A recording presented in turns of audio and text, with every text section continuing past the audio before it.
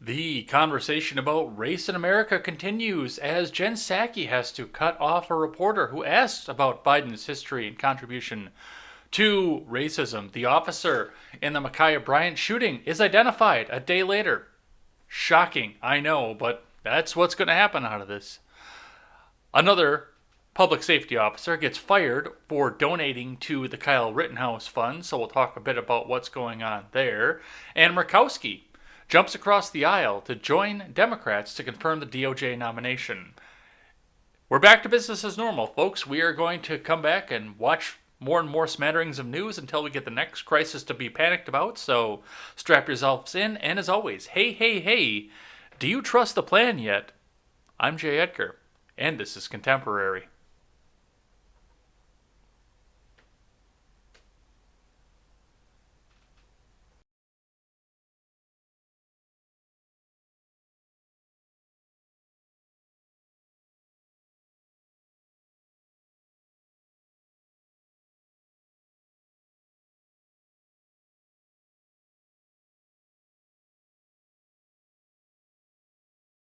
Well, good morning, everybody. Welcome to Contemporary. My name is Jay Edgar. We got some stuff to get to today, but it's all over the place. I mean, we're not just going to sit here and focus on the Chauvin trial for the entire hour. We're getting to hour and a half shows here, but we're going to power through it all. We'll talk a bit about what's going on with that, and we're not going to go as in-depth to every story as we have been, just because there's such a smattering here, and, it's a headline show, but we'll get through it all. We'll power through it all, and, we'll have some fun stuff too. Plus, it's Thursday, so we'll do a thing that I like and a thing that I hate. It's going to be all this and more over on Contemporary. But before we get started, head on over and check out my friends over from the Freedom Scoop Media Group. Sorry, I was watching Gen Gap last night, and they were on the brain because they rock. And John's about to cut off his beard, you guys. John is about to cut off his beard. Make sure you guys are there at 7:30 Central Time, Friday night, to watch the ceremonial debearding of the bearded Irishman. It's going to be great. And thanks again, John, for doing this for me and offering that up. And you know, if we'd have got to the 2,500, I'd be doing the same. And there is still time, folks, as well. If you hit ! Donation in the chat from either YouTube or Twitch, you will bring up the donation link and you can toss a couple extra bucks to get us closer to that $2,500 goal and a haircut for me. So, a lot of stuff to go on there, a lot of stuff to go with, and yeah, I'm so pumped about how this past week has gone, in spite of the fact that, you know, I'm looking around and I'm looking at my messy studio right now because with all the planning, I haven't had a chance to go clean up, and then, you know, as soon as everything's over there, now you're jumping straight into the Red Ned show, getting that organized, and then going back to work on top of everything else. Yeah, it's a bit of a mess. I know what I'm doing this weekend, I can tell you that. I know full well what I'm doing this weekend, but it is what it is. We did it for a good cause.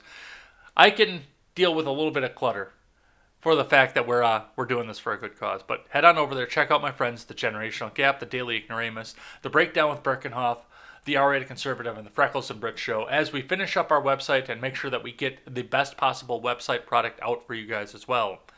Definitely looking forward to it, so come on over and hang out with us over there. All right, looking at the stocks. The stocks had an up day yesterday throughout the majority of the day, but I know that they looked like they were going to be wary as we looked into what the jobless data was going to be coming up in the next week. So that's going to be coming up. That's probably dropping right about now what the jobless data is, but as of right now, we're sitting at 34,137.31 on the Dow. Bitcoin is at 55,032.60, a very, very slight drop from yesterday. But as you can see, over since April 12th, we've had a significant drop back off. So some stuff to watch if you've got Bitcoin or if you're in the crypto market. And the fuel markets are sitting at a steady 257 everywhere, 257 to 259 everywhere across the Madison area. So your days of 253 are gone. And I just had to throw fuel in at 262 because I don't live in Madison. I live far enough away that I had to do that. But even still, I look back at the same station, and I just threw a 20 in because I had some stuff to do. And, you know, it takes a while to fill up a 30-gallon tank. I thought back to myself, wow, just this time last year, that same $20 would have got me almost quarters of a tank. Now it barely registers and gives me 100 miles on my miles to go counter. So what a difference between this year and last.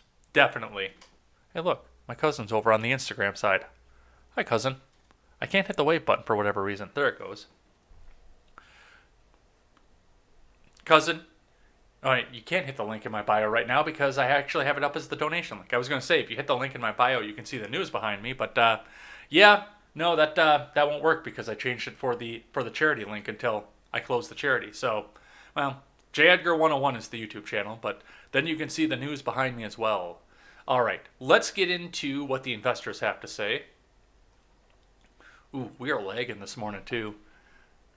We're going to be due for a hard reset on this laptop here coming up in the very near future. All right, from Investors Business Daily. Dow Jones Futures, Bitcoin fall after stock market rally rebounds. Tesla, Square find support. Chipotle, Lam Research, Cleveland Cliffs, HCA top views from Ed Carson. Dow Jones Futures tilted lower Thursday morning, along with S&P 500 futures and NASDAQ futures, while Bitcoin continued to retreat from record highs. Chipotle Mexican Grill and Lam Research headline key earnings reports late Wednesday, with Cleveland Cliffs, HCA, and several others out early Thursday. The stock market rally had a positive session Wednesday, with leading stocks rebounding amid solid earnings reports after a couple of rough days. Meanwhile, Bitcoin-related plays such as Coinbase and Tesla stock tested key support. Apple and Google parent Alphabet face scrutiny for their App Store fees and rules. Chipotle earnings easily beat views on skyrocketing digital sales, with the fast casual chain predicting faster same-store sales growth in quarter two. CMG stock rose 1.5% in Thursday's pre-market. Shares fell 1.6% to 1507.62 on Wednesday, trading relatively tightly heading into results. Chipotle stock has a 1565.01 buy point. Imagine $1,500 for a stock in a fast casual chain. Lam Research earnings topped quarter 3 views, while the chip gear maker also guided up for the current quarter 4. LRCX stock lost a fraction early Thursday. Shares rose 4.6% to 641.25 on Wednesday, slightly extended once again after nearly testing its 603.70 buy point on Tuesday. LRCX stock could have an alternate entry if it breaks a downtrend from the past couple weeks. Fellow chip gear giant ASML beat views and raised guidance before Wednesday's open. ASML stock jumped 6.25% on Wednesday, also lifting Lam Research and other chip plays.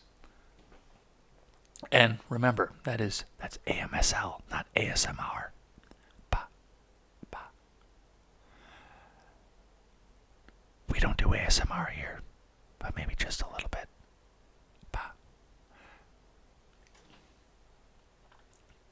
Early Thursday, Cleveland Cliffs topped Zacks estimates, though it missed some other consensus forecasts. Fellow steelmaker Nucor reported booming earnings and revenue, but missing views after raising forecasts in March. Both companies were bullish going forward as soaring steel prices fuel profits. Cleveland Cliffs was up 3% before the open. On Wednesday, CLF stock rose 2.7%, rebounding from its 50-day, but needs to form a new base. Nucor fell 1% early Thursday, nearly a 4-week tight buy point following a strong run. Copper and gold miner Freeport McMoran reported mixed results with Southern Copper after the close. FCX stock sank 3% early Thursday. On Wednesday, Freeport nudged up 0.1% after finding 50-day line support, but was still below 2 buy points. Southern Copper stock climbed almost 1% Wednesday, but needs a new base. HCA Healthcare reported better than expected earnings and raised guidance. That follows upbeat earnings from rival hospital operator Tenet Healthcare, as well as several other medical plays. HCA climbed 2.5% before Thursday's open. On Wednesday, shares rose 2.4%, moving back in a buy range. THC stock, but not the fun THC, popped 4.8% on Wednesday, flashing an aggressively entry from its 10-week line. All right. On the futures, Dow futures dipped less than 0.1% versus fair value, S&P 500 futures fell 0.1%, and NASDAQ 100 futures lost 0.3%. So all your futures are down. We'll see what happens once it opens back up and where it goes from there. Remember, overnight action in Dow futures and elsewhere doesn't necessarily translate into actual trading in the next regular stock market session. All right, let's keep going here. Oh, I haven't changed my my game over on Twitch yet, because I set up just chatting when I did that night stream the other day. Whoops. Oh well, I can't do it. Actually, I think I can do it midstream from here. Let's find out together, shall we?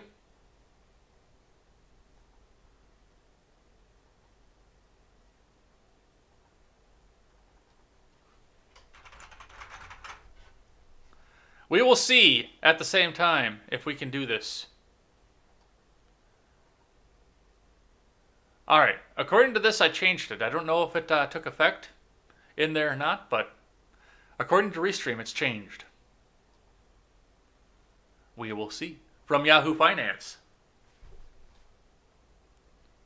Stock market news, live updates, stock futures drift sideways, hovering near record levels, from Emily McCormick. Stock futures drifted flat to slightly lower Thursday morning after a jump in equities a day earlier. Contracts on the S&P 500 dipped by 0.1% as the overnight session began, after the index closed higher by 0.9% earlier, bringing it within 0.3% of its recent record closing high. The Dow and NASDAQ also ticked lower after a surge on Wednesday, with the latter rising more than 1%. Well, yeah, everybody's nervous right now for the fact that we have no idea whether or not this is going to, especially the jobless data when it comes up. And if the jobless data looks really good, then it's probably going to go up. But if it looks really bad, it's going to go down and it's going to continue down. But we won't know until that gets released. Stocks churned in recent sessions as investors digested a bevy of corporate earnings results and awaited additional reports, more economic data, and more commentary from the Federal Reserve officials in the coming weeks. Inflation. Corporate earnings have so far exceeded the Wall Street's even lofty expectations as companies benefited from both a pickup in revenue as demand recovered and as cost-cutting measures implemented during the pandemic boosted their bottom lines. Chipotle shares edged higher in early trading after the restaurant company posted first-quarter earnings that blew away the expectations late Wednesday, with digital sales more than doubling. With stocks hovering near all-time highs and the early stages of the post-pandemic recovery already underway, any additional moves higher will likely come with some difficulty, some analysts said. So, Yahoo says that we're probably going to sit flat for a little while, and that's probably going to be true. We're going to go back onto that steady upgrowth. Now, they're going to credit Biden with having a 3%, 4% year because we came up from 27,000 to 34,000, technically under his presidency, but within the first opening days of it. So that's how they're going to frame this. That's what we're going to see, and that's where we're going to go. So that's what finance looks like for the day. We will check back in with this tomorrow. Let's get into this big, weird smattering of news because it is all over the place today. And we'll power through it. All right, I'm starting today. We're going to start talking about Biden today, because he has had no attention on him for the past couple days, except when he says, "Come on, man, and I'm just praying for the right outcome in this trial."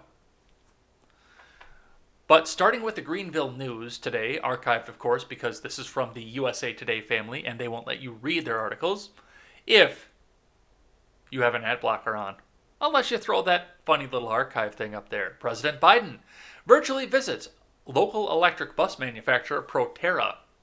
From Marcus Navarro. Now, this wouldn't normally be a big news for me because this is what the White House is supposed to be doing. Going out and visiting local business and trying to spurn the economy and try to figure out what the heads of the economy need. But we'll talk about that in just a second. President Biden took a virtual tour of an electric bus manufacturer in Greenville Tuesday afternoon. Biden received a virtual tour of Proterra's Greenville facility, which included demonstrations of their batteries and electric vehicles. The president had plans to speak out about the American Jobs Plan's infrastructure investments, child care's infrastructure, which includes $25 billion for zero-emission vehicles and $20 billion for electric school buses. I think those numbers are padded just a little bit. After the tour, but that was postponed due to the timing of the verdict of the Derek Chauvin case, according to NBC News. The plan has goals to build a national network of 500,000 EV chargers by 2030, replace 50,000 diesel trucks, and electrify at least 20% of school buses. Good luck on the diesel trucks. Even the school buses, I'm waiting to see how that technology goes and what it does. And I actually think electric vehicles are cool. And I think that they'll do well in the markets once they get all the bugs worked out, the kinks worked out.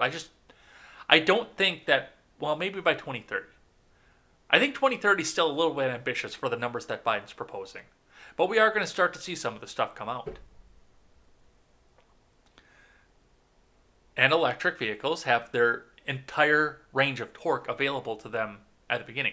Longevity, we don't know because we don't have any long-term studies. It's just like the vaccine. That's totally wonderful and has no ill effects, but we have nothing to test it against either. But that vaccine, there's nothing possibly could go wrong with it. And everybody needs to have the vaccine.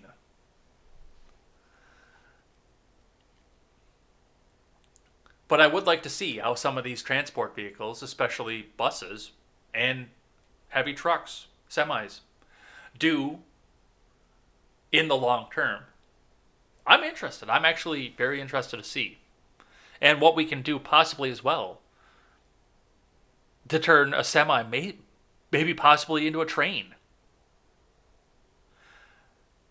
Not necessarily having the diesel engine run the drivetrain itself, but have it run a generator at a low idle so it doesn't have to run, 1,400 RPMs the whole way down the road either.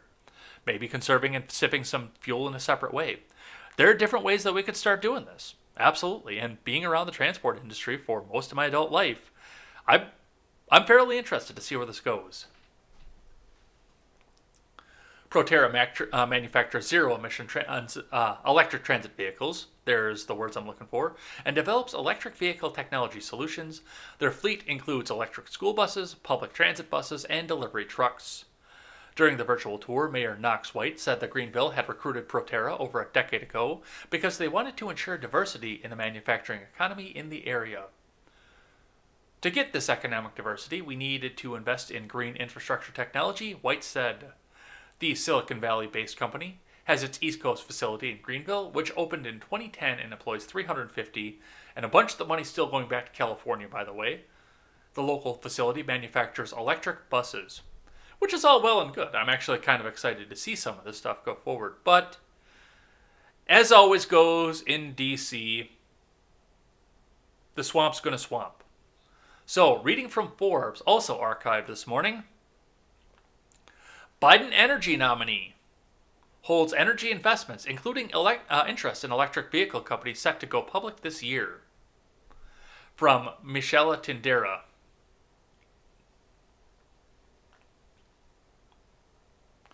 Jennifer Granholm, Joe Biden's nominee for Secretary of Energy, holds more than $1 million worth of stock options in an electric bus and battery maker set to go public later this year. By the way, it's not a battery maker, and one of the other articles I saw for this had actually walked that back. They are not a battery manufacturer. They only manufacture the buses themselves. Granholm, who was Michigan's first woman governor from 2003 to 2011, has sat on the board of Proterra, a Silicon Valley-based electric vehicle maker, since 2017. And she's on the board on top of this. Granholm holds between $1 million and $5 million in vested stock options in the company, one of her largest individual assets, according to a financial disclosure statement released Monday, which lists her income and assets in broad ranges. Proterra announced last week that it plans to go public through a merger with Special Purpose Acquisition Company, or SPAC, called ArcLight Clean Transition. The deal is expected to close in the first half of 2021, subject to approval from ArcLight's shareholders. According to a statement, the company's shares are expected to trade on the NASDAQ. So, there you go. She's going to dictate energy policy, and guess who's going to be the beneficiary? This woman. Swamp's gonna swamp right there. Oh, well, Biden's gonna highlight this electric bus maker. Follow the money. Follow the money, people. That's what you're gonna see off of this. And this woman is gonna get rich. All right, I got one from the Hill for you guys. Ex-Trump aide McEnany knocks Biden. President should not inflame tensions. From... Okay, I hope I don't insult this guy when I mispronounce his name. From Olaf Imihan Ocean is the author of this one. Former White House Press Secretary Kayleigh McEnany said Tuesday that President Biden should not inflame the tensions by weighing in on the Derek Chauvin trial, Mediaite reported. During an appearance on Fox News on Tuesday, McEnany was asked by the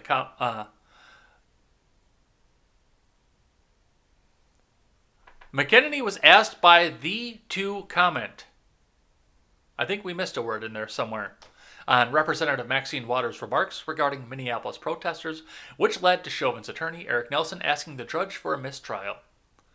We heard Judge Peter Cahill go on to caution elected officials and say, I urge you not to weigh in hours before or half a day before the president himself weighs in, McEnany said. Brian Tyler Colin tweets out, I think it's the role of the President of the U.S. to stay back, not inflame the tensions, said Kayleigh McEnany, the press secretary for President Donald Trump. And I'm sure he's got that in capitals because he wants to come out and say, oh, well, because Donald inflamed all kinds of tensions. Hey, I want you to go over there and make sure your voices are heard. Peacefully, okay? Let's listen.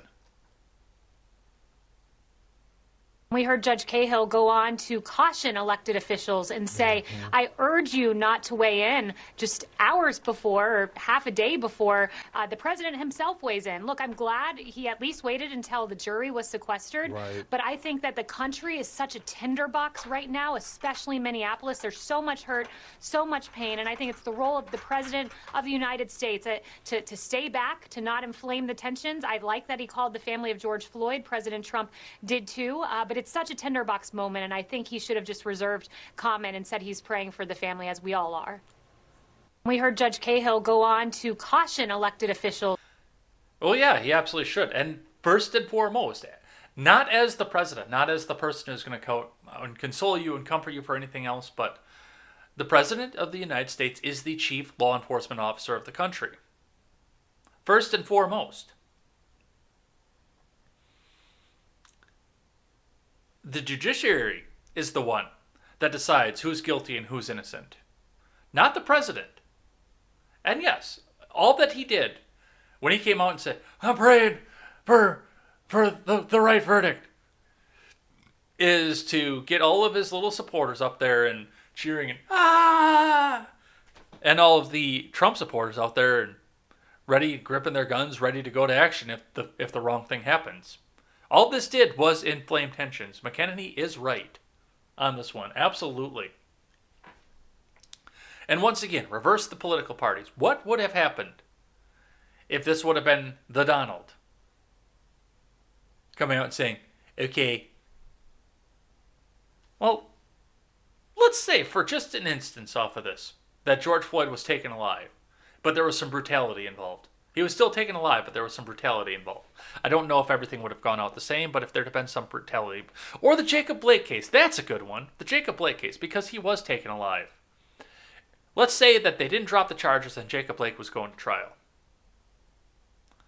And now they're sitting back here and Donald gets up and says, okay, I called Jacob Blake's family and I told them, I gave them my condolences, but okay, he's totally guilty.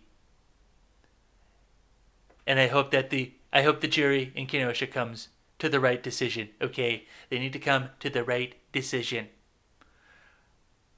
This country would have erupted again. Absolutely would have. You know full well that they absolutely would have. So, yeah, McEnany is absolutely right on that one. Let's keep going. From the Daily Wire, Saki cuts off reporter who asks if Biden will accept his own culpability for alleged racist system.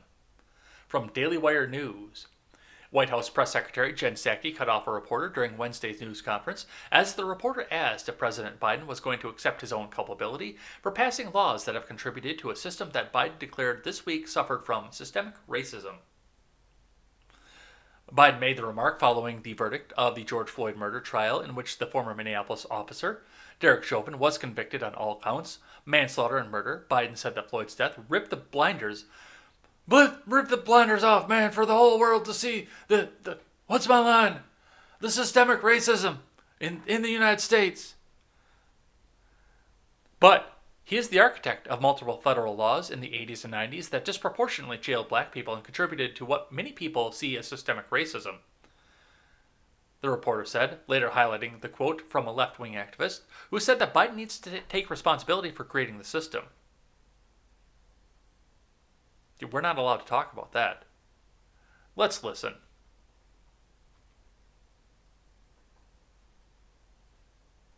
Provide it. Question. Never mind.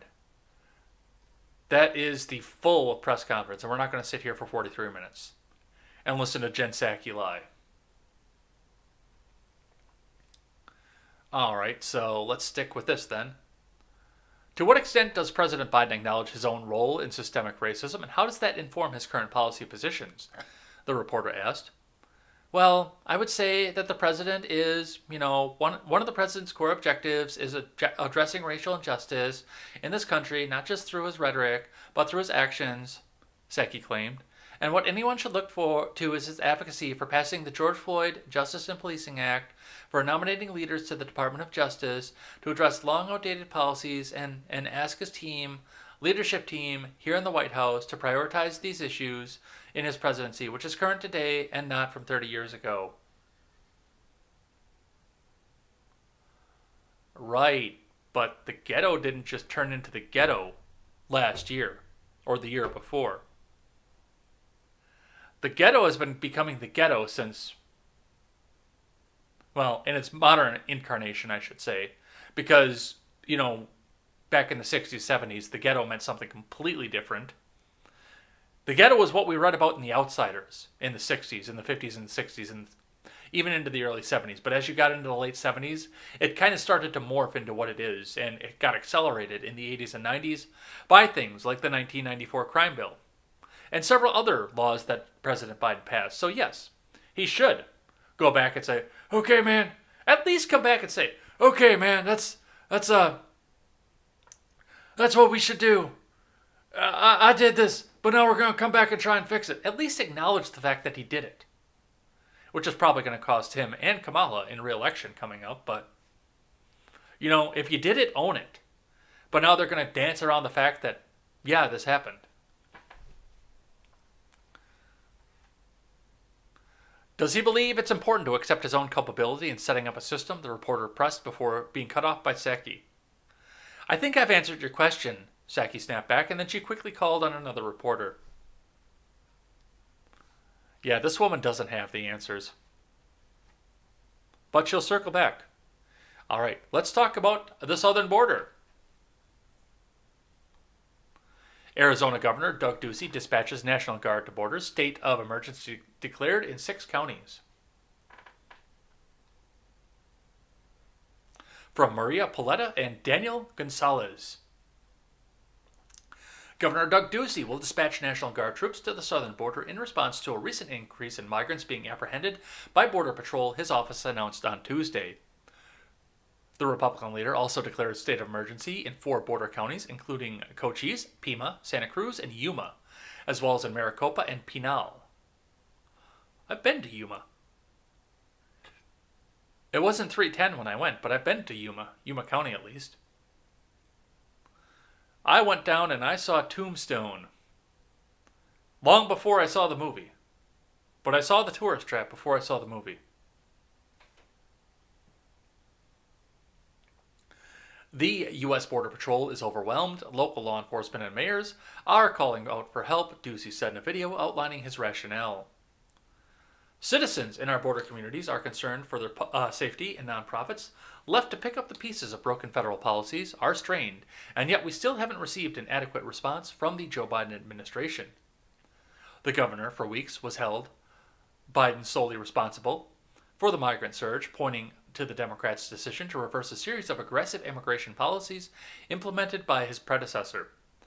During a visit to the U.S.-Mexico border last month, Ducey blasted Biden and his admin for being totally divorced from the reality on the ground. And he came out and made a statement about this as well. From the New York Post, Arizona Governor Ducey demands Biden call national emergency on border crisis. From Julie Grace Brufke. Arizona Governor Doug Ducey on Wednesday called on President Biden to do something to quell the illegal immigration emergency at the southern border. President Biden, if you want to stop the disaster that's unfolding here and will only get worse, President Biden, you should declare a national emergency and deploy the vast powers of your administration. Those are scary fucking words. Those are almost as scary as, I'm from the government and I'm here to help. Of your administration to stop what's happening here, said Ducey, a frequent critic of the commander-in-chief. He said the Arizona National Guard initially would be concentrated in the Yuma area, but could be sent to additional areas along the border amid the surge of illegal migrants at the border. Ducey defended his decision to declare a state of emergency in 4 counties along the border and called on the admin to follow suit during a press conference in Yuma on Wednesday. We here in Arizona are willing to step up and do our part. Yesterday, I declared a state of emergency at the border and announced that we're deploying the National Guard under the leadership of the newly appointed Adjutant General, Carrie Muhlenbeck. We will be sending up to 250 of our best women and men to our border communities, including here in Yuma. Ducey took aim at the Biden admin's decision to halt construction of the border wall, but called on the president to work with the state to address the humanitarian crisis. And that's what we're doing here. And that's, Arizona being somewhat conservative still, right on the border. Now, in California, they're just going to hold the door open and let everybody come waltzing in. But in Arizona, we're sitting here. These communities don't want to have additional people because they don't have the resources to do so. And they're good, nice, honest people. So they want to help people, but they don't have the full resources to do so. You fix your own mask before you put on your child's mask. That's the same thing with your resources. You make sure your own community is secured before you start helping other people and welcome them into your community. It's one of those things. So, yes, absolutely, a state of emergency. Absolutely. But now and that's one of the problems that I do have with this and the way this all set up and the way this all got dumped on places like Texas and Arizona. Is also the fact that now the executives have to come out and take the lead and take charge in something where they shouldn't have any business doing so in the first place. But in response to the federal government, now they have to step in and do something. I hate when executives take power, but I understand why they have to sometimes. So, there's your Arizona and your border news for the day. Since everyone's talking about Twitter over on the live chat, let's look at Twitter. So, we're going to talk just a bit about the Makaya Bryant incident that happened. What was that? My days are running together. What was that, Tuesday now? Yeah, Tuesday when all this happened. So, let's see what's happening here.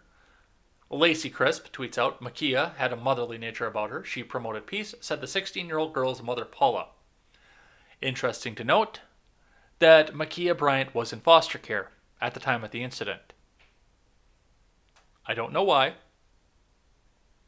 but it is interesting to note that her mother is coming out right now and talking about her, but she was in foster care at the time. Let's have a listen. Makaya was named after a male prophet in the Bible. She was a very loving, peaceful little girl. She was 16 years old. She was an honor roll student. And Makaya had a motherly nature about her. She promoted peace. And that's something that I want to always be remembered. We saw the body cam footage. She was running at somebody in a stabbing motion.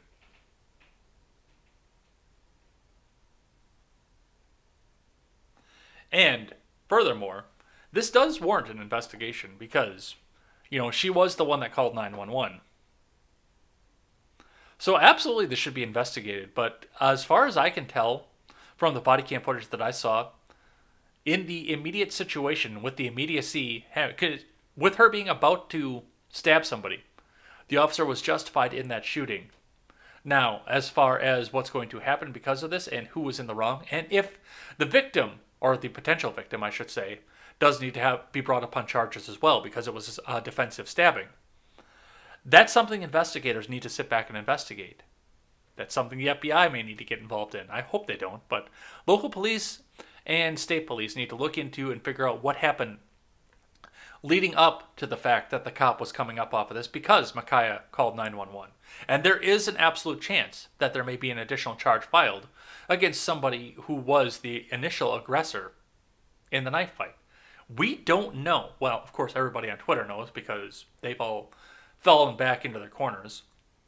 But as far as just what happened with the shooting was completely justified based on the immediacy of the situation.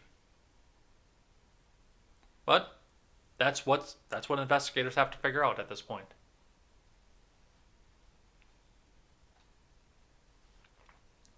All right, let's keep going. And of course, we don't know the name of the officer who killed the unarmed Ashley Babbitt. But according to WKBN 27 CBS News out of Youngstown, Ohio, the officer in this one was also identified. Officer identified in fatal police shooting of Makaya Bryant, 16, who attacked two with a knife.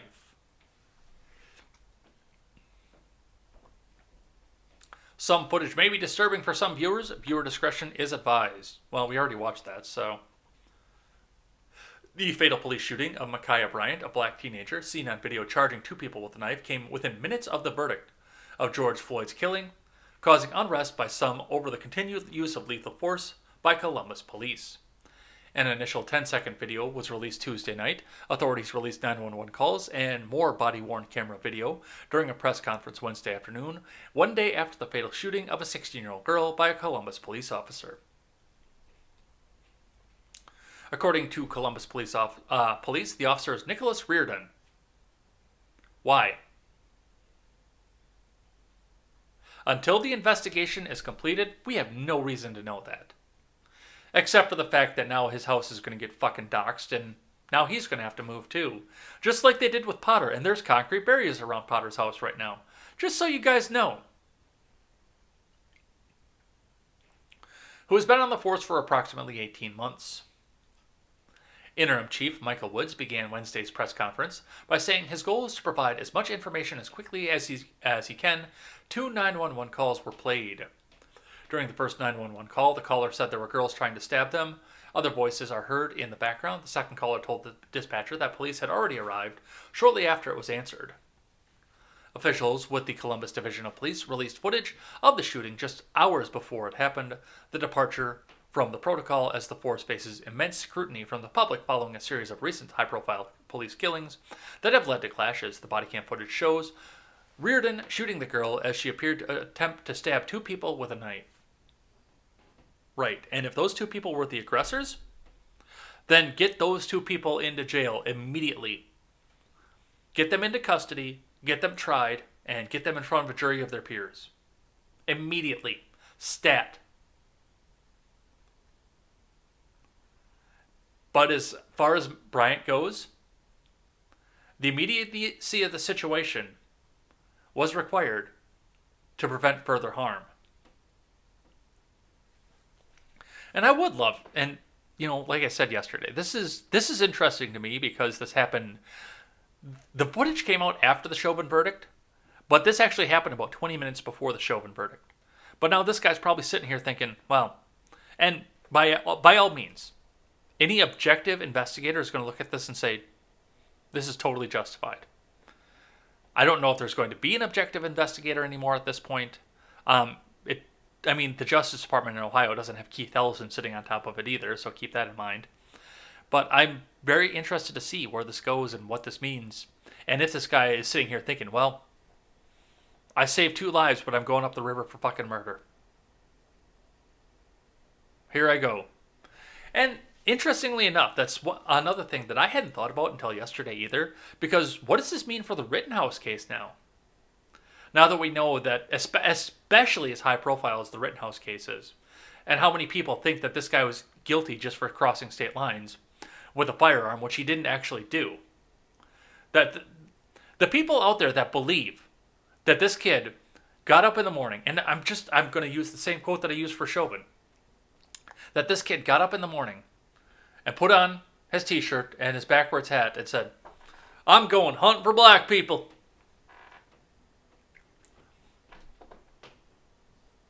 Because that's what people actually believe. And I have to wonder, and now the judge in this case has been super fucking based. I will give that. And I know who the judge in the case is because he used to be public defender in Kenosha.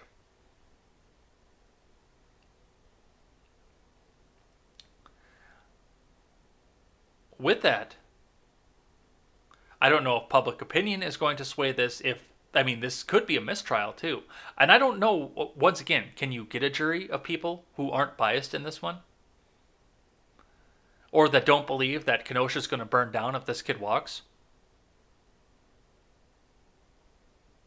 I have a lot of questions about this case, especially given the fact that the mob influenced the one in Minneapolis. And before you come out and say, well, you're just a racist Trump supporter because you think the mob influenced the Minneapolis case and he's clearly a murderer. Okay, so you got murder too. I get that.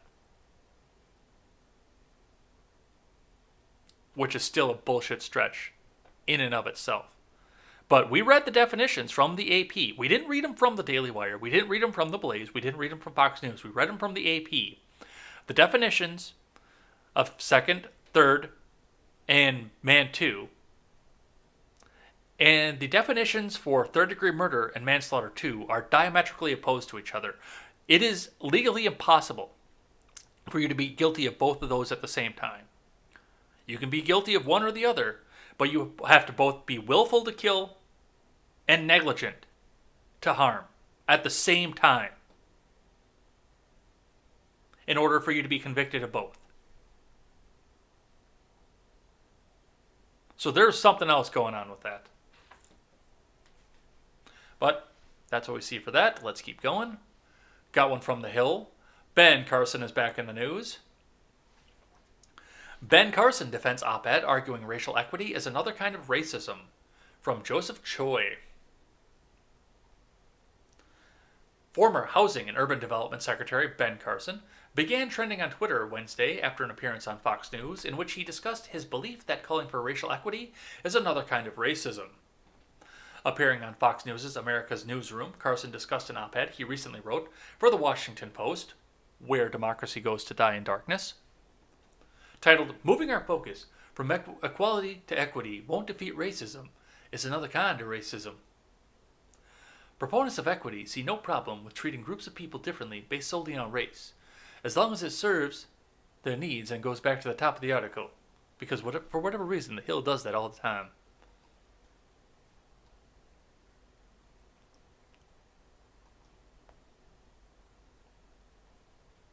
Proponents of equity see no problem with treating groups of people differently based solely on race, as long as it serves their agenda.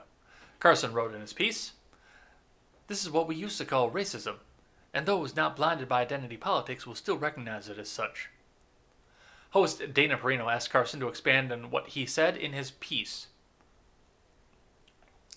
Dr. Martin Luther King Jr. spent a lot of time trying to get people to not look at external characteristics which they cannot change and which they cannot help, and instead to look at the things that you can change and the things that you can help, such as your character. What kind of person are you? Shouldn't we be paying more attention to that than to external characteristics? Carson responded, I like Carson. I really do.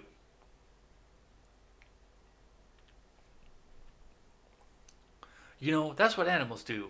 Base a lot of what they do on external characteristics because they don't have the mental capacity to dissect further into what's really important. Carson added, We do, so let's utilize that.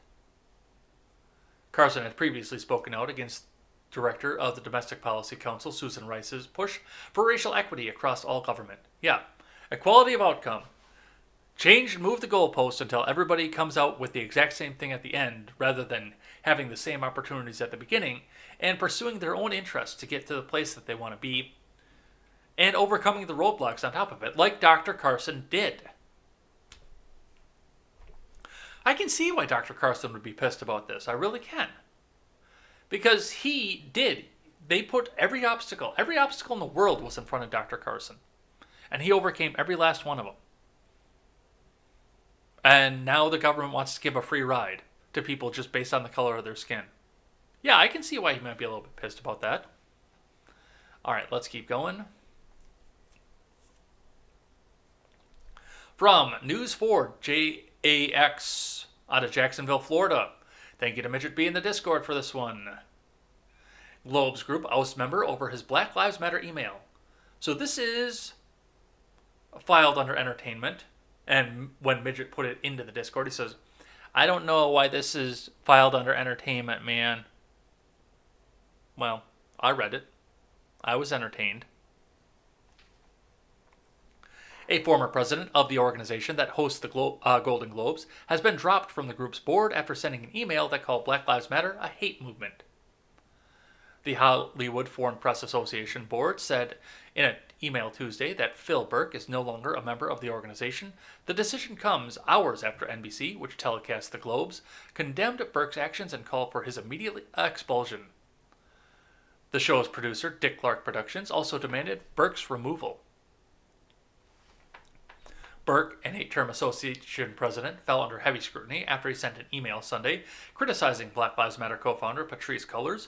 The South African-born Burke shared an article that called Black Lives Matter a racist hate movement and described Cullors as a self-proclaimed trained Marxist, according to a report from the LA Times. Well, they're going to continue to woke themselves back up out of existence, and they're all rich. They all have a butt ton of money. And they're all laughing at the rest of us anyway. So, I mean, this guy's saying the exact same stuff that we are, and he can get canceled just the same way the rest of us can. All right, let's keep going. An interesting one that came also in the Discord. By the way, if you guys aren't in the Discord, let me put the link up in the chat for you guys, and you guys can help shape the show too. Because I do take articles straight from the Discord. Usually I'll see if I can run it through something green check verified, just because, your Gateway Pundit or your Washington Free Beacon and whatnot. Sometimes they'll exaggerate the truth a little bit. I do try to put stuff through NewsGuard, and I do understand that NewsGuard is biased, but I still try to use it as much as I can. Just so that when they come back and say, oh, this is just an opinion piece where evil Republicans read Fox fucking News all day. I say, no. Come watch my show. I hardly ever read from Fox News. Mostly because I hate their fucking autoplay, but I hardly ever touch Fox News. For the most part, I'm getting my news from the same sources that you are. I can just see through the bullshit. But from Fox 32 Chicago cops may soon need permission before chasing a suspect on foot. From Michael Flannery. Yeah, this is also not going to go above the go over with the police union in Chicago. Mayor Lori Lightfoot is considering a momentous change to Chicago police procedure, requiring officers to get a supervisor's permission before beginning a foot chase. No one should die as a result of a foot chase, she said. The mayor promised to announce details of a new policy soon. The issue gained new urgency after an officer chased and fatally shot Adam Toledo. Video of the incident shows the 13-year-old dumping what appears to be a firearm a split second before he turns and raises his hands. Toledo apparently was handed the gun by Reuben Roman, who allegedly had just used it to fire 8 rounds at a passing vehicle. Apparently, nobody was hit. I don't believe a word of that fucking story for a half a second. But regardless, Toledo had the gun, was running with the gun, threw the gun, and put his hands up. The police officer was right to have his gun drawn, knowing full well the suspect also had guns, and ill intent, and reckless disregard for people because they were shooting at passing cars.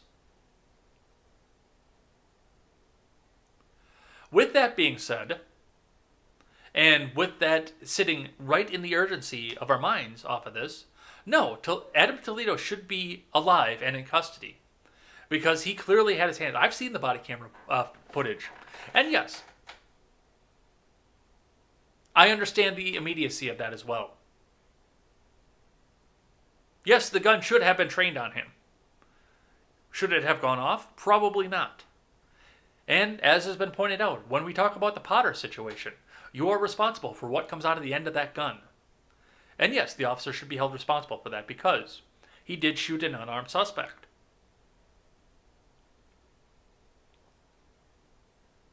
Two things can be true at once. Adam Toledo can be a vicious criminal, and he shouldn't have been shot. Because he was unarmed. He had dumped it, his hands were up. He presented no threat at the time. But that doesn't change the fact that you should need permission.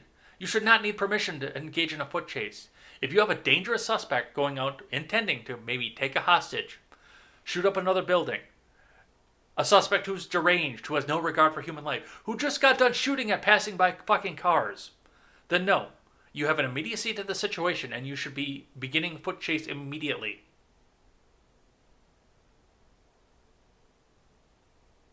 But let Chicago do what it's going to do, and the police union is going to shoot this shit right back down.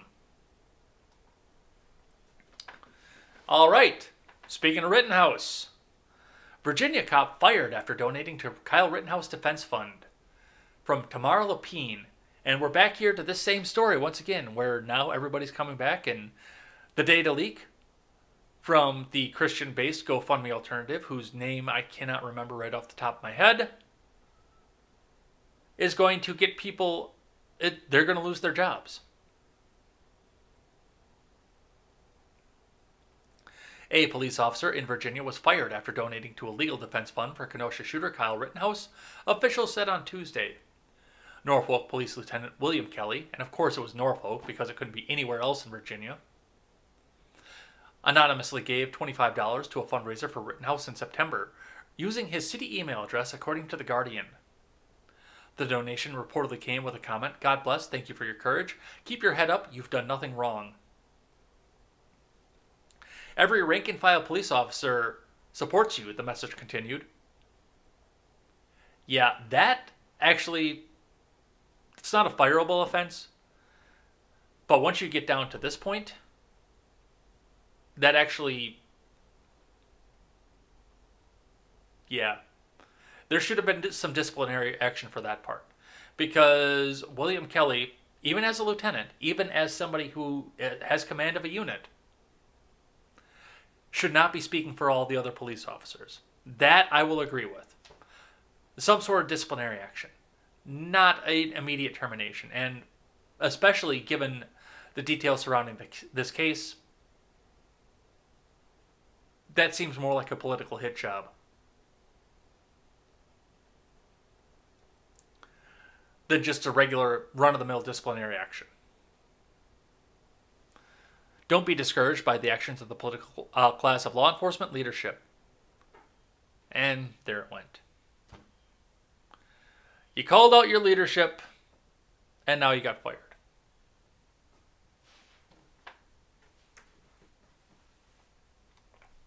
Norfolk City Manager Chip Filer on Tuesday said he'd reviewed an internal investigation of the incident and determined that Kelly violated city and departmental policies. Local outlet WAVY-TV reported.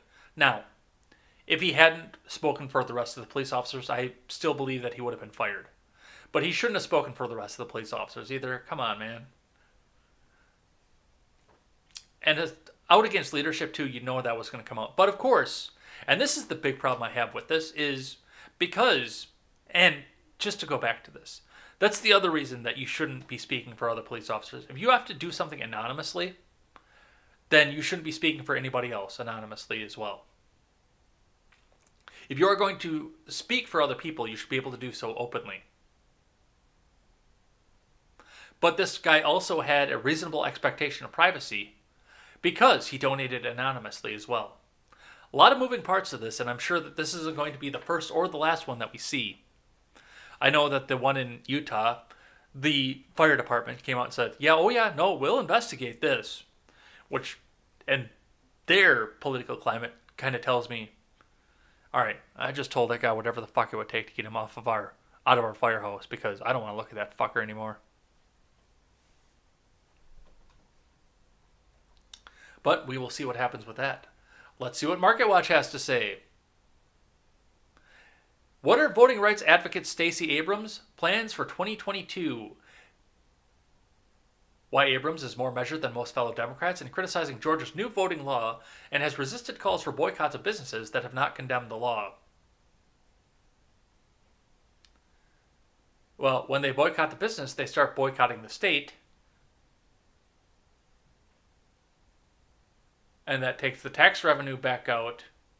Or the businesses leave the state as well, and that takes the tax revenue out of the state. Plus, the people who are boycotting the state take their votes with them. Stacey Abrams is playing the algorithms. President Biden called Georgia's new voting law an atrocity. A leading black bishop called for a national boycott of companies headquartered in the state.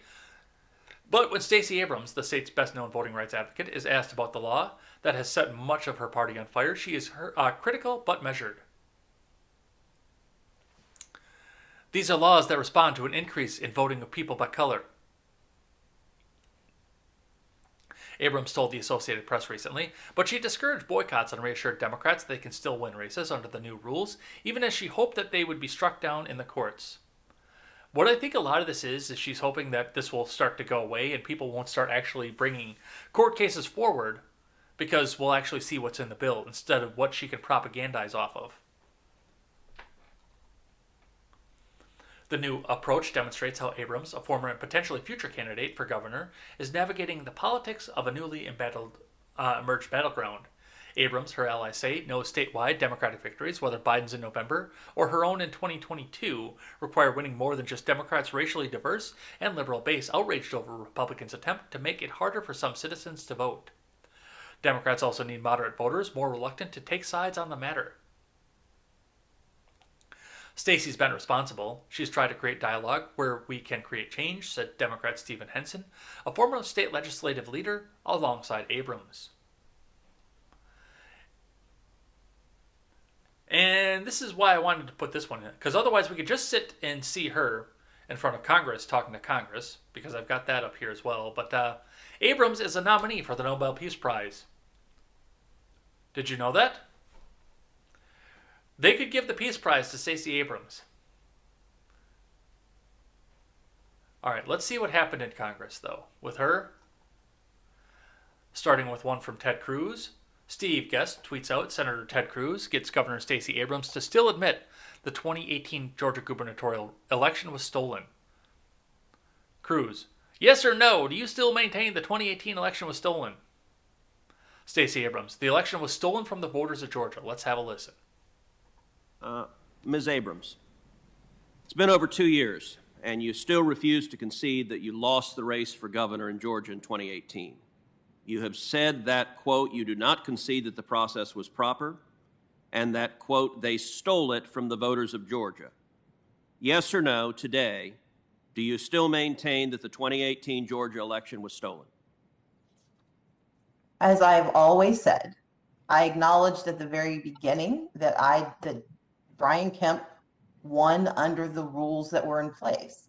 What I object to are rules that permitted thousands of Georgia voters to be denied their participation in this election or to have their votes cast out. And so I will continue to disagree with the system until it is fixed. We have seen marked progress made, and unfortunately it was undone in SB 202, but I will continue to advocate for a system that permits every eligible Georgian to cast their ballots. Ms. Abrams, I'm going to ask you to please answer the question I asked, which is, do you, yes or no, do you still maintain the 2018 election was stolen? That's your language. My full language was that it was stolen from the voters of Georgia. We do not know what they would have done because not every eligible Georgian was permitted to participate fully in the election. That is doublespeak in and of itself. But, I mean, that election probably was stolen, except the 2020 election was not stolen. Everything was above board, and Joe Biden is the most popular president in United States history, garnering more votes than even Barack Obama, who was charismatic and came out and campaigned. Hunk. Wink, wink. All right, let's find some more stuff. Or let the browser lock up, one of the two.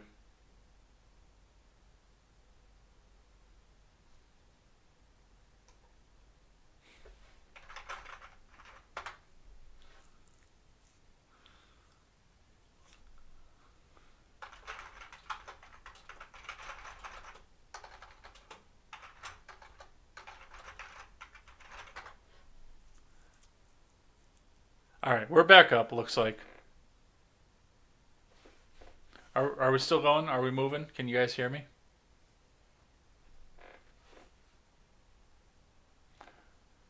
All right, let's see if everything is back on. Check, check, check. Checky check. 1 1 1 2. Looks like we're back up. All right, let's keep going. From Yahoo News. Stacey Abrams admits Kemp won 2018 election under the rules that were in place. Democrat Stacey Abrams, who ran an unsuccessful bid for Georgia governor in 2018, refused to say whether she still believes that the election was stolen during a pointed exchange with Senator Ted Cruz on Tuesday. You guys stick with your lie. During a Senate Judiciary Committee hearing titled Jim Crow 2021, the latest assault on the right to vote, Cruz noted that Abrams had still refused to concede that she lost the race for governor 2 years ago. Well, you can question the 2018 races, you just can't question the 2020 race. Because nothing bad happened in the 2020 race. It was the most fair and free election ever, and Joe Biden won more votes than any candidate possible ever. He's the most popular president in U.S. history, honk.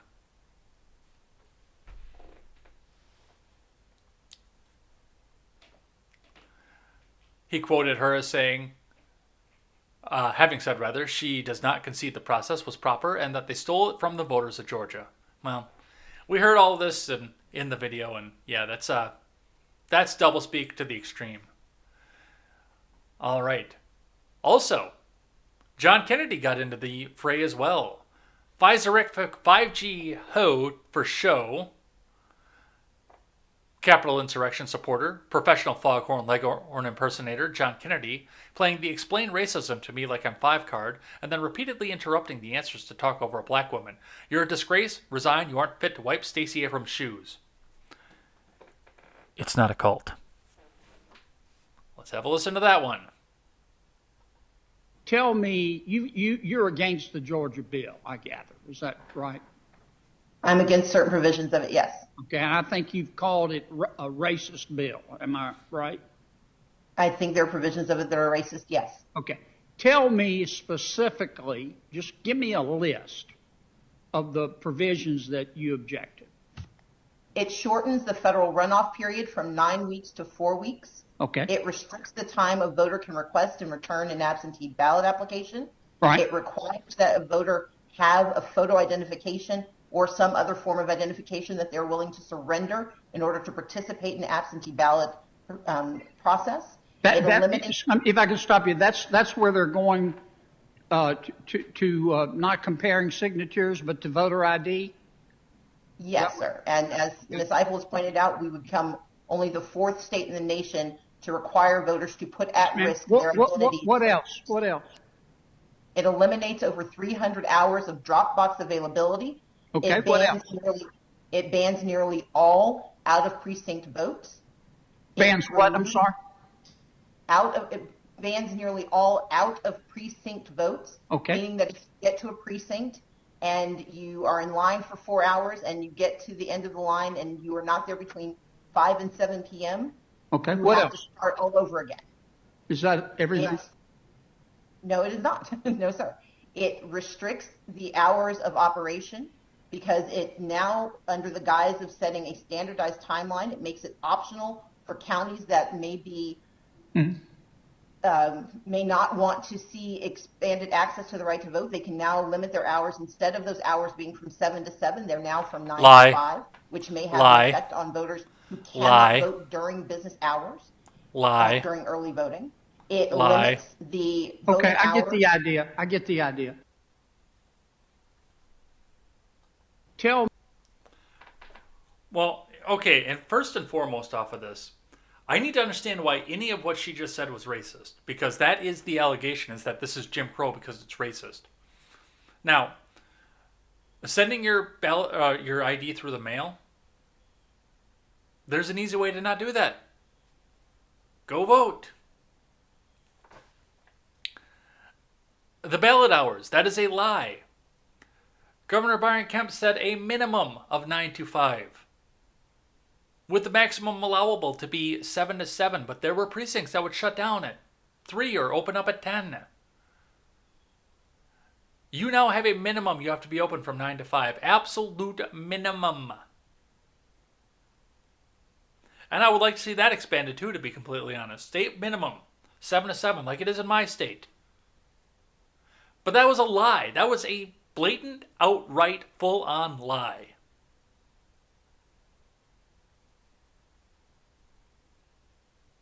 Everything on that was a lie, and there was no racism on top of that. So she's going to stand there and lie, and then, of course, you aren't fit to wipe Stacey Abrams' shoes. It's not a cult, though. It's not a cult. All right. Let's talk D.C. statehood. D.C. statehood faces a crossroads with congressional vote. From Ashraf Khalil. Proponents of statehood for Washington, D.C. face a milestone moment in their decades-long movement to reshape the American political map. And that's where it is, right there. It has nothing to do with the people in D.C. They could give a fuck about the people in D.C. as long as they vote the right way. This is all about reshaping the American map, politically. The House will vote Thursday on legislation that would create the new state of Washington, Douglas Commonwealth, with 1 representative and 2 senators. A tiny sliver of land, including the White House, U.S. Capitol, and National Mall, would remain a federal district. Maryland's going to have some words to say to that, I hope you know. The measure is expected to pass easily in the House and be sent to the Senate, where the real fight awaits. For lifelong statehood proponents like Eleanor Holmes Norton, Washington's long-serving and non-voting delegate in the House, the vote will be a culmination of a life's work. My service in the Congress has been dedicated to achieving equality for the people I represent, which only statehood can provide, Norton said at the Wednesday news conference. My life as a third-generation Washingtonian has marched toward this milestone. House Speaker Pelosi, wearing a DC 51 face mask at the news conference, called Norton the patron saint of DC statehood, and predicted the vote would reaffirm the truth that all deserve a vote in our democracy. It sounds like they're starting to listen to some of the arguments that are going on. However, and this is the big problem with this, the National Mall, the federal buildings, are going to remain a federal district because they know that they can't bring the government into another state. First and foremost, the land that is Washington, D.C. currently is a donation from the state of Maryland. That's the first thing you need to understand. They weren't even remunerated for their donation. They don't get any money back in it. They don't get any tax benefits off of it from the federal government.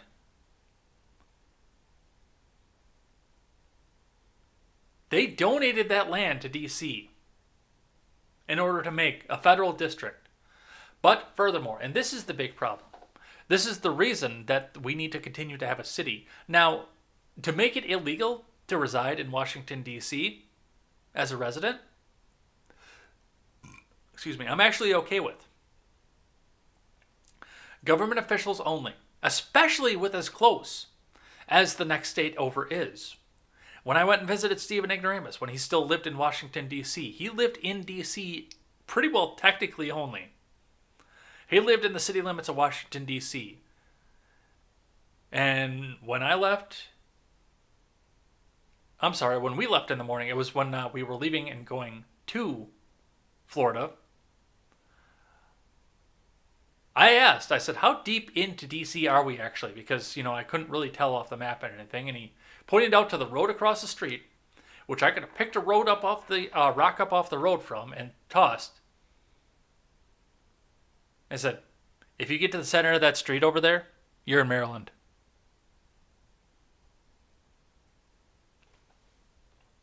So even to come out and say that the workers on the various different municipal projects can't go live in another state. There's another state right there. There is another state right there. And that's part of the reason that D.C. is laid out the way that it is and why there is residential area in the district. Now, yes, it was only supposed to be a federal district. So basically, it was supposed to be a place where your senators, your congresspeople, the lobbyists, the executive staff, the senator staff, the people that actually work in the government who shouldn't really be voting anyway. That's another story for another time. People voting for their own self-interest. But it was supposed to be a place for them to go and live while they were there. Somehow or another, it became a residential neighborhood that people flocked to, but basically so that they could go back and protest on a moment's notice in D.C. and still be living in Washington, D.C. I don't know why anybody would want to live in Washington, D.C. The gas in Washington, D.C. was $3.89 a gallon when we left for Florida in D.C. And it was $1.01 in Virginia when I stopped and got gas that morning. That morning we left for Florida. It was $1.01 in Virginia, and it was $3.89 in Washington, D.C. proper. Why would anybody want to live there? But they're trying to do a workaround. They're trying to say, oh, well, the federal buildings, those will still be a federal district because we can't be beholden to another state for any of our stuff. Okay, where does your electric come from? Where does your water come from? Who builds your roads? Who maintains your infrastructure? you're still going to be depending on the state of D.C. to hold all that shit up. Directly in contravention to what the Constitution prescribed for Washington, D.C.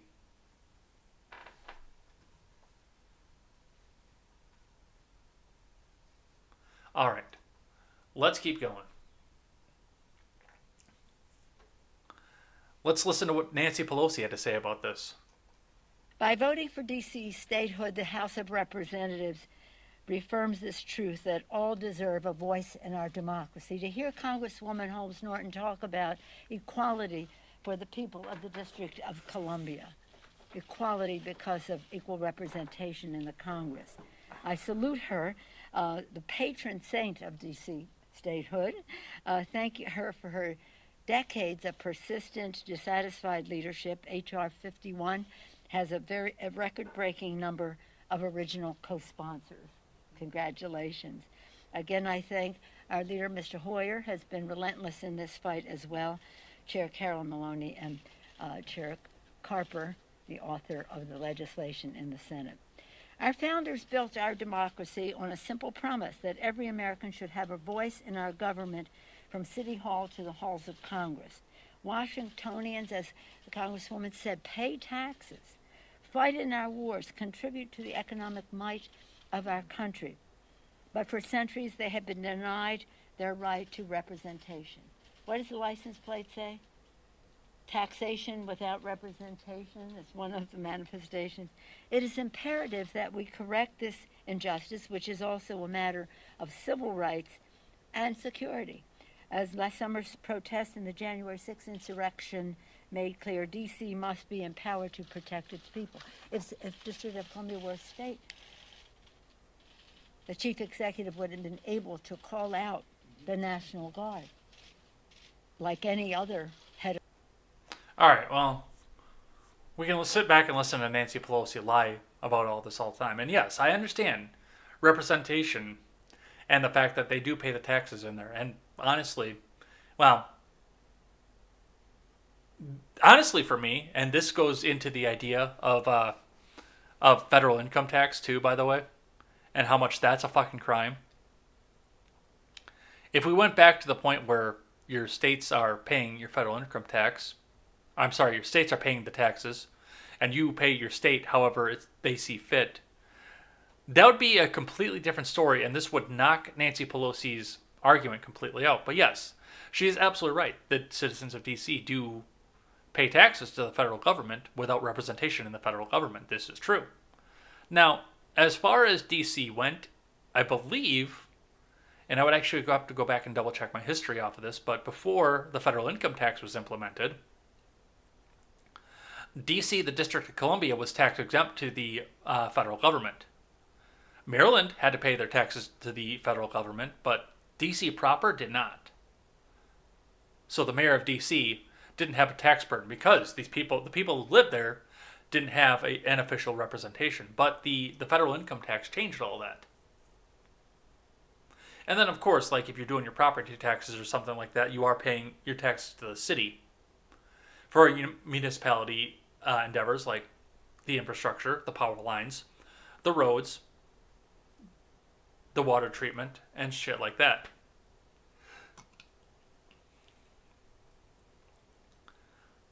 So eliminating the federal income tax would fix a lot of this. But Ryan Adams brings up a very, very interesting point off of this. Question for Pelosi. In all her long years in D.C., why hasn't she tried this before? Well, because now it's politically convenient, and now they need to cement a majority in both chambers of the government forever. So that's going to be the argument. All right, I got a few more quick hitters here. First one, everybody's favorite, Marjorie Taylor Greene. I'm glad I ran into you today, AOC, to plan our debate about the Green New Deal. After I finish reading all 14 pages like we agreed, I'll schedule time for our debate. And of course, everyone's running in and telling everybody, well, Marjorie Taylor Greene's got to read 14 pages. Ha ha ha. Oh, that's going to take all 2 years that she's sitting in Congress. And she's going to get voted out. Ha ha ha ha. But to read quickly from Insider, Marjorie Taylor Greene is gunning for a debate with AOC over the Green New Deal, but admits she hasn't actually read all 14 pages of it yet. We have regular viewers of this program sat with me as we sat down and read all 14 pages of the Green New Deal. Because it's that new. We've sat down and read the Green New Deal right on this program. From Cheryl Tett. Georgia lawmaker Marjorie Taylor Greene says she will debate Alexandria Ocasio-Cortez, the Honorable and Venerable D. Twitch, on the Green New Deal, but only after she reads all 14 pages of it. Greene tweeted that she would gladly run into AOC, or was glad rather to run into AOC, and that they would schedule time for the debate after she reads the 14-page Green New Deal document. AOC Biscuit has not confirmed this debate, but the two were pictured chatting on the House floor on Wednesday, nor has she publicly responded to Greene. Dude, Greene is a fucking plant. That's all she is. All she is there to do is make Republicans look bad. I have a hard time believing this woman is an actual Republican.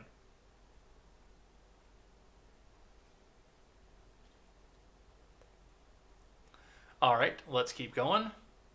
Rand Paul in Newsweek says he calls for Joe Biden to burn his face mask to promote COVID vaccine. From Daniel Villarreal. Republican Senator Rand Paul of Kentucky has said that Democrat President Joe Biden should burn his face mask on television in order to promote the effectiveness of the commie-fucking-coof vaccine. Paul made his comment during a Wednesday appearance on Fox News program The Story with Martha McCallum. Paul's comment came in reaction to a clip of infectious disease expert Dr. Anthony Fauci stating that vaccinated people are still capable of infecting others with COVID-19 and thus should still wear face masks.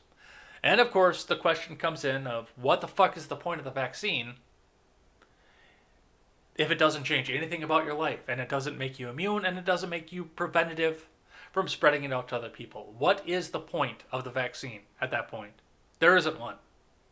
So there is something else going on with this shit. So yes, Rand Paul is right. If Biden wants people to go out and get the vaccine, then he should go burn his face mask. Because it'll show that once you get that vaccine, you're all good. All right. Senate Leader Schumer calls for marijuana to be decriminalized by next year's 420. This is from CNBC from Christian Nunley.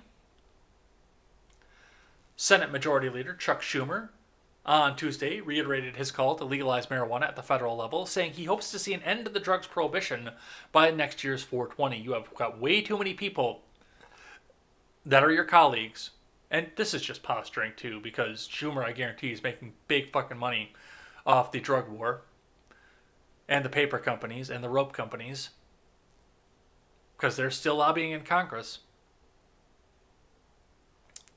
Hopefully, the next time this unofficial holiday, 420, rolls around, our country will have made progress in addressing the massive overcriminalization of marijuana in a meaningful and comprehensive way, Schumer said on the floor of the upper chamber.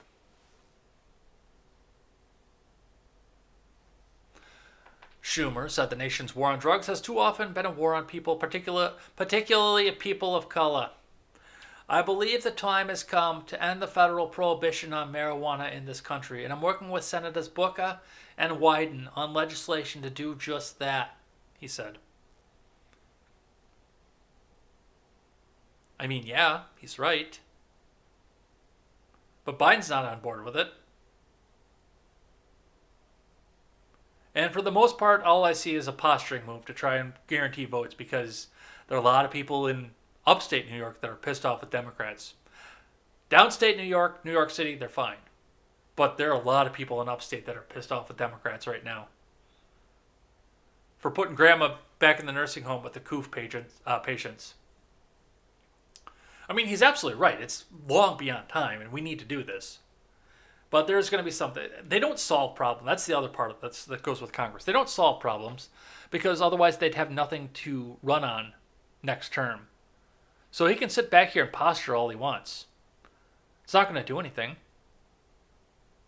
Because nobody's going to get it done, because That's going to be his next campaign. Well, evil Republicans in the Senate blocked me, but vote for more Democrats so that we can turn around and do this once again. And then we'll find some other reason for it to be blocked.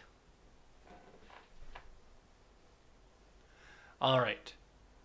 We'll do just a couple more than a thing that I like and thing that I hate and head on out of here. But they're going to be just some quick hitters. Maker of Cinema's viral fuck off ring donating profits to group fighting to raise the minimum wage.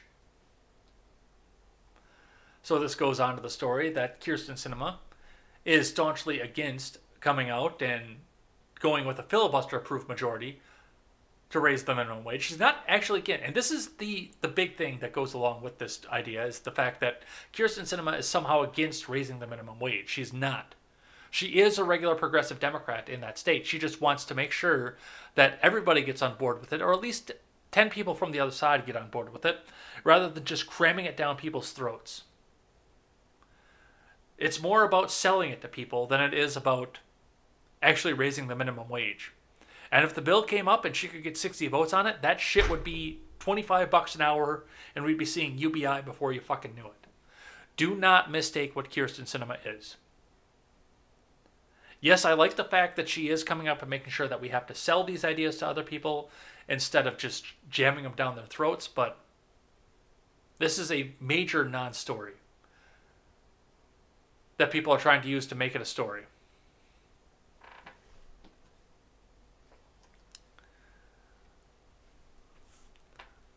Another thing that is not news, but people are trying to tell you is news. Murkowski to join Democrats in confirming DOJ nominee despite fierce GOP opposition. Democrat votes for Democrat DOJ nomination. Vanita Gupta was never really in danger of being blocked from serving as Associate Attorney General, so long as she had the backing of all 50 Senate Democrats, but the upper chamber's GOP still put up a fierce fight to try Pate Biden nominee as a radical who would weaken law enforcement. No, that's not what she's going to do. Especially given the fact that now you don't even need to be proven guilty in a court. You just have to have enough of a mob standing behind you, saying they want you in prison. In the end, though, Gupta's confirmation is set to move forward, and the vice president won't need to cast a tie-breaking vote. Instead, Murkowski will cross the aisle. On Wednesday, Murkowski joined Democrats in voting to advance Gupta's confirmation, and she said she'll stay the course when the final vote comes around. Democrat votes for Democrat nominee. That's your news. All right, I'm actually going to save these other two for tomorrow just because we are up on the clock right now and I still got to do a thing that I like and a thing that I hate. And these are still going to be relevant once we get here tomorrow. So let's finish off. We'll do a thing that I like and a thing that I hate and head out of here for the day. Thing that I like today. So when I was getting set up and getting ready to go do the charity stream, I was looking for ways to do bumper music. I was trying to get people to send me videos of stuff like a weird talent or them singing a song or something fun so the audience could participate in between and, put a bumper up and, we can sit back and watch somebody do something for a couple minutes and then come back and have all the new people up on the screen ready to go, ready to do it. I'm not ready to have that much of a professional production yet, but we're going to get there. And possibly the next time we do this, I'll have that much of a professional production. It'll be like NBC in here, except without the bullshit and lies. But the thing that I liked today was I did reach out, and if you guys don't know Diver Dana, who is currently doing a playthrough of Fallout New Vegas as well over on Twitch, she is a New York City-based Twitch streamer. She's doing Fallout New Vegas right now. Her and I, because she's got a small stream, she's actually more conversive with the people in the chat, and her and I have been talking every once in a while. She did show up in the charity stream. I didn't see when. She chatted at one point during the day, and then she said she was there at the end as well. But she popped in. I asked her before because she uses music. She's like got all of her streams have background music on them all the time. But she doesn't. She's got them specifically up so she doesn't get DMCA'd. And I said, Dana, where do you get your interesting music that doesn't give you copyright strikes? And she told me that she goes with Pretzel Rocks, which those of you who've been listening at the beginning of the show, at the opening of the show for the past week or so, will recognize the fact that we're actually listening to music as we start up as well. So I picked up Pretzel Rocks, and I was using it. Some of it, I used some Stephen Ignoramus music. I used some Mr. Behavior music because they're my friends and they're very talented, and I wanted to showcase them. But also, because they had such a limited catalog at this point, I did want to do some various music as well. So Pretzel Rocks they have all the music that they have is non-DMCA, plus you can filter for other kinds of things to make sure that you have the kind of stuff that you want. Like, I'm sitting here talking over, I wouldn't want to be talking over somebody singing right now, so I have it set up so I have instrumentals only, no vocals. Allow mature, so if there is a mature theme in there, which given the fact that I'm doing instrumental only, doesn't really affect, but I can do that as well. Plus, something to make sure that everything is YouTube safe. So everything that I come on here won't get me dinged over on YouTube. Some of the stuff, like if you take this off, it'll fly on Twitch, but it won't fly on YouTube. So I like Pretzel Rocks, and I'm going to continue to use that as my opening and some of my other bumpers for my other shows. And yeah, it was kind of fun. I still want to use Mr. Behavior stuff and Stephen Ignoramus stuff, but this also makes a good filler as well. So, and thanks to Diver Dana for showing this to me as well. That is, Diver Dana is the Twitch handle. Go and check her out. It's a good stream. Usually she'll do like Wednesday night and Sunday night streams. So go and check that out. And thanks to Pretzel Rocks as well for letting me use your music and putting it out there so I don't get DMCA'd. Because I've been DMCA'd enough. Alright, and now for a thing that I hate. From the Daily Mail today. U.S. Postal Service is using its law enforcement arm to covertly track American social media posts and flag inflammatory messages to government agencies ahead of protests. Because they can't get the FBI to do it, because they need that pesky warrant, and they can't get the local police to do it, so they're getting the USPS Investigative Service to do it. From Lauren Freund for DailyMail.com. The U.S. Postal Service is using its law enforcement arm to track American social media posts ahead of protests, according to a report on Wednesday. A leaked bulletin, first reported by Yahoo News, details how the U.S. Postal Inspection Service collected data as a part of the Internet Covert Operations Program, or ICOP. Because of course it had to be ICOP. Analysts are said to have looked through posts on Facebook, Parler, and Telegram before flagging inflammatory messages to other government agencies. An alleged member of the right-wing Proud Boys is named, among others who did not appear to have posted anything threatening. Now, on top of the obvious reason of why I hate this, you've got another problem with this. On top of the fact that this is the federal government investigating what they have no fucking business investigating without a warrant. On top of all that, there's still another big problem with this, and that is the fact this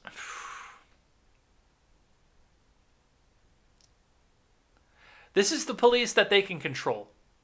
That's how I want to word that. I had to think about that for half a second. So the big problem with this, and we listened all summer last summer, all cops are bastards, fuck 12. Except the Capitol Police are suddenly not bastards because Brian Sicknick is a venerated saint who somehow both died by being bashed in the head immediately by a fire extinguisher and then also the next day from a stroke. He died twice, folks. Don't you know how talented he is and how amazing and venerated he is?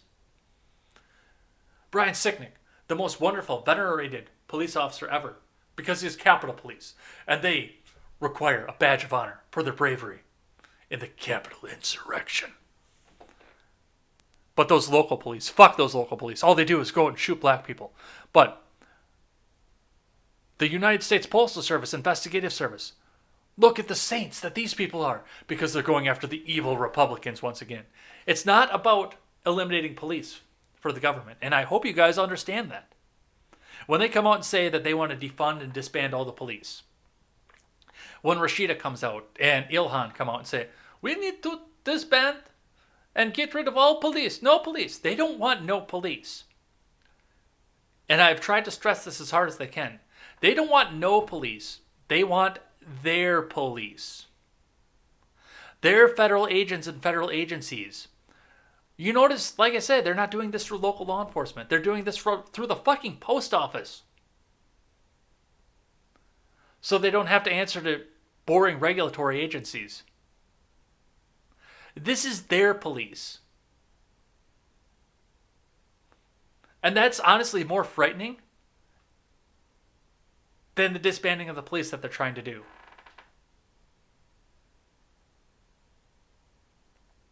So remember that. When you hear your favorite politician come out and say that all cops are bastards and we need to disband the police. It's not about disbanding the police. It's about their police. And that's going to be it for the day. So, let's throw some music up and head on out of here.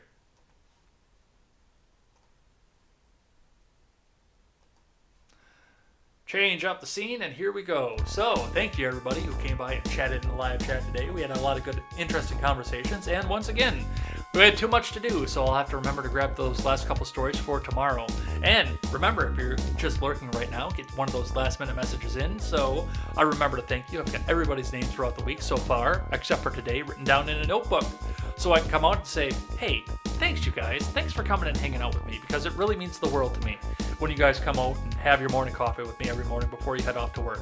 Or your midnight tea, as so it would be for my friends over on the other side of the world. You know who you are, Mad Cow Mark. We will be back here tomorrow with more news and more talk about what's happening around the country and see what other crisis comes back up with this. I'm sure we're going to talk more about this case in Ohio as well. So come back and hang out with us tomorrow for more Contemporary. Until then, I'm Jay Edgar, and this is Contemporary. Take care.